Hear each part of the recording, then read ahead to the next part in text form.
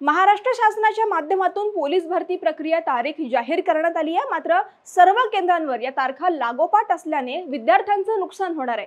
कारण अनेक विद्यार्थ्यांनी या भरतीसाठी अमरावती, पुणे, सातारा, गडचिरोली, गोंदिया, नागपूर अशा वेगवेगळ्या केंद्रांवर अर्ज केला असल्याने आज अमरावतीत चाचणी परीक्षा देऊन उद्या लगेचच सांगलीमध्ये होणाऱ्या चाचणीसाठी विद्यार्थ्यांना धावपळ करावी लागणार आहे। एवढा प्रवास करून चाचणी देणं विद्यार्थ्यांना शक्य होणार नसल्याने तारखांबाबत फेरनिर्णय घेण्यात यावा अशी मागणी घेऊन अमरावतीमधील विद्यार्थी तहसील कार्यालयावर धडकले। यावेळी नायब तहसीलदार प्रथमेश मोहोड यांनी सदर मागणी उचित असल्याचा अभिप्राय जिल्हाधिकाऱ्यांकडे पाठवलाय।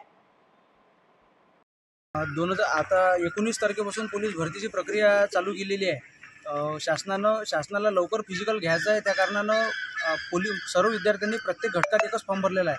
जसं शिपाई घटकात एक, SRPF घटकात एक आणि ड्रायव्हर घटकात एक।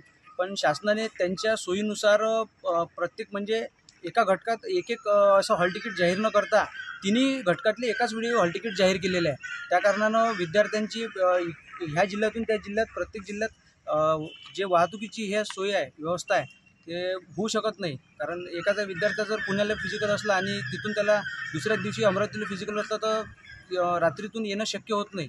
त्या कारणानं आम्ही सरकारकडे एवढी विनंती आहे आमची की थोडंसं एक घटकाचं म्हणजे समजा शिपाई घटकाचं पहिले फिजिकल जाहीर करायचं, त्यानंतर ड्रायव्हर घटकाचं, त्यानंतर SRPF घटकाचं, जेणेकरून 4-4, 5-5 दिवसाची जरी प्रत्येक फिजिकलमध्ये गॅप भेटली तर विद्यार्थ्यांना जाणं येणं शक्य होईल। या पोलीस भरती प्रक्रियेची सुरुवात कधीपासून करण्यात आली आहे? 2019 तारखेपासून हॉल तिकीट त्यांनी सगळ्या घटकाची जाहीर केलेले आहे।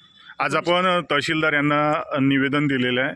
तहसीलदारातर्फे काय मागणी देण्यात आली, काय आश्वासन देण्यात आलेलं आहे आणि आपली काय मागणी आहे प्रशासनाला, काय सांगाल आपण? प्रशासनाला एवढीच मागणी आहे की प्रत्येक घटकाचं त्यांनी हे जे हॉल तिकीट जाहीर केलेलं आहे ते सध्या स्थगित करून एक घटकाचं सुरुवातीला त्यांनी पहिले शिपाई किंवा पहिले SRPF किंवा पहिले ड्रायव्हर असं एक घटकाचं त्यांनी हॉल तिकीट जाहीर करावं, जेणेकरून विद्यार्थ्यांना येण्या जाण्यासाठी त्रास होणार नाही। आणि तहसीलदार साहेबांना आम्ही निवेदन दिलं आणि त्यांनी